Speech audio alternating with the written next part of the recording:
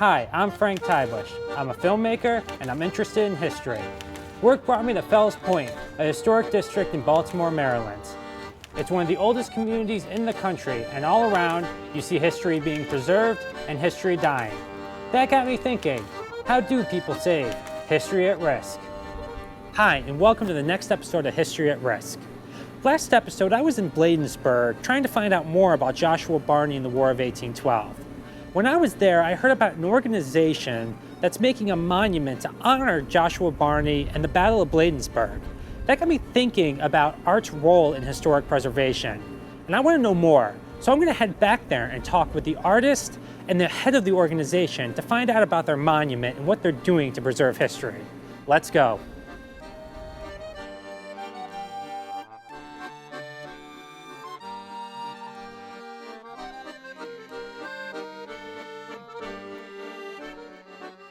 My name's Joanna Blake. I'm a sculptor here in Brentwood, Maryland, and I've been sculpting for about 10 years, and this is the most recent project. Which is quite impressive.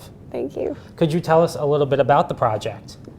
Yeah, so this is the sculpture to commemorate the Battle of Bladensburg for the War of 1812, which we're about to have the 200th anniversary of, coming up pretty soon. And I was approached by the Aman Trust to create a memorial, and this is it. The Aman Trust is a historic preservation organization. That's what we were founded to do. We've worked on the restoration of some of the historic structures that are still in Bladensburg, and there are several of them. We sort of came up with the idea of having a monument on the 200th anniversary. Originally, when the Trust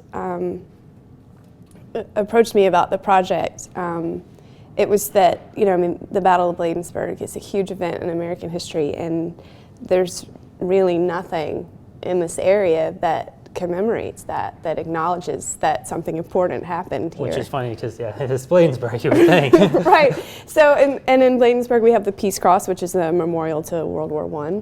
And there's a Korean memorial in Vietnam and 9/11 and World War II, but nothing to commemorate Bladensburg. So it's been about 200 years, and it's time for something to be there. The challenge was, for me as an artist, is how do you commemorate a defeat?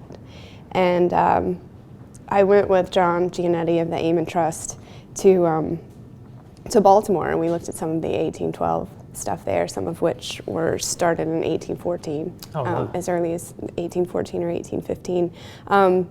And everything there just has a different feel to it because, things turned out differently in Baltimore. So everything is really triumphant. There's like this, gilded figure on top of the Francis Scott Key Memorial, and everything's tall and kind of triumphant. And I really wanted to convey with the architecture that this was a defeat. And originally the memorial was called Undaunted in Defeat. Nobody liked that. So now it's called Undaunted in Battle, which will be the inscription across the bottom. Well, Barney was left on the battlefield there, and one of his men stayed with him.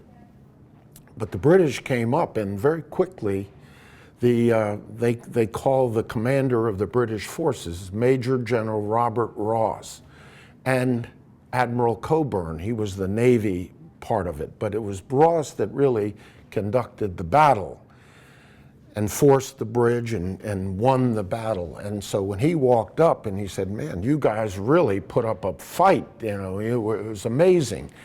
And so they have even recorded the wordings that were used. Barney said, "Well, you've got me now." And Cockburn and Ross said, "No, look, we're sorry to see that you're wounded. You guys put up a heck of a fight. We knew it was somebody other than the militia that would put up such a fight." And so they paroled him right on the spot. Very sort of, they were reaching out to their fallen foe, sort of a magnanimous gesture of chivalry.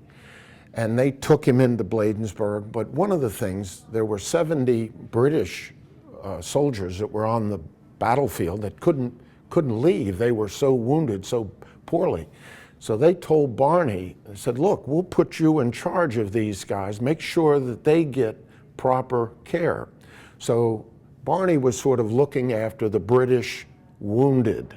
Originally, it started off with drawings. I did several different sketches. This is one of the original watercolor sketches right here. Yeah. Where did you go from there? Okay, so from that drawing, I presented it to the Trust, and then I also had a couple of historians look at it who told me right away, well, they would have all been wearing hats. Barney, it doesn't matter that it was August 24th and hot as hell, like he would have, he would not have unbuttoned his coat. So that everybody, they needed to be, dressed in their uniforms in a very specific way. But then ultimately I found out that Barney was wounded in the right thigh, and we wanted to show that. And then the other thing is it sort of makes more sense on the site if the figures are facing in the direction that the British would have been approaching from. Yeah. So that was, that was two important things which sort of made me flip the composition. I actually found out that there were 1812 reenactors, and so I was able to meet some of them at Fort McHenry, the living history guys, and asked them if they would be willing to model for me, which they did. We tried several different poses, and these guys were gracious enough to come back to the studio in all of these uniforms with all of this equipment. Rather than showing militiamen in retreat, I thought that Joshua Barney, the hero of the battle, should be the main figure of it. And then, when I learned that he also had Marines with him and his flotilla men, it seemed like it would be much more interesting, instead of doing a three-dimensional sculpture in the round, to do some kind of relief sculpture that could, represent one of each of the groups represented there.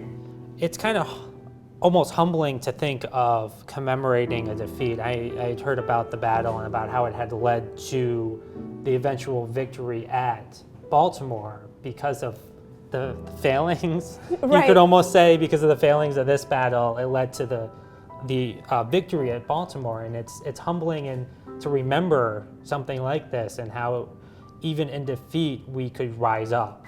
Yeah, 1812 was really the second battle for American independence, and so I think the importance of it is lost on a lot of people. So there's the quarter scale model, and then once that was approved, I had it taken to the foundry, and it was scanned and digitally enlarged in foam.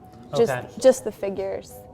Yeah, so it's actually fairly light. There's maybe 200 pounds of clay on there, and that's it. This is foam, and then clay is on top of the foam. Yeah, the foam is a type of armature underneath it. Yeah. Yeah. It's an amazing technology. It's an interesting time for all that. So how long did it, from basically like the start of designing this to this point, how long was that? I think John approached me maybe in November or December of 2009. Wow. Once you figure out the design, then sculpting is the easy part, really. You know. It's at least the more straightforward. The more straightforward part. Yeah. Now, what's the journey from here of this statue? Well, soon they're going to come in. The foundry is going to come and pick the piece up. Use this chain hoist and there's a break in the railing to turn it sideways and take it over the railing, and they're going to back a truck down the alley and load it up, and it will go to the foundry, and it'll be cast in bronze. Okay, and then do you know about how long that's going to take? And that process takes about 4 to 6 months. Okay, so and once this leaves, is that it for you? Is there more you're doing on this? Well, I will sort of shepherd it through the process at the foundry. They'll make a rubber mold on it, and then they'll pour waxes into it, and I'll need to inspect the wax to make sure that all of the details are there and that everything came out correctly. And then they'll make ceramic shells on that, and then once they pour the bronze, there'll be a metal inspection to do.